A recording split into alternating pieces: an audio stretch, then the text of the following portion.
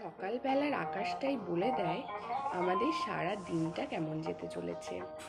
বেশ কিছুদিন আকাশ মেঘলা থাকার পর এই রোদ ঝলমলে আকাশটা দেখতে পাওয়ার মজাই আলাদা। আর সকালবেলা আমরা চলে গেছিলাম গাছ থেকে সজনে পাড়তে।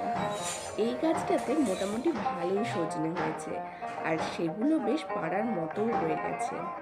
তাই আমরা চলে গেছিলাম সজনের ডাঁটা পাড়তে। আর এই যে সেদিনের মতো আমাদের সজনে ডাঁটা পাড়াও হয়ে গেছিল।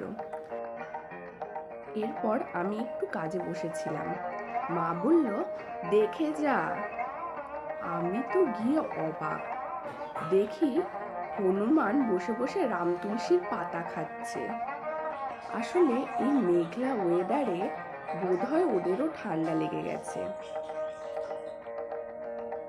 হনুমানের এইসব কাণ্ড কারখানা দেখতে দেখতেই আমাদের দুপুরের খাওয়ার সময়ও হয়ে গেল। সেদিন দুপুরের মেনুতে ছিল সজনে ডাঁটা আর আলু দিয়ে একটা শুকনো শুকনো তরকারি আর ডিম অমলেটের কারি।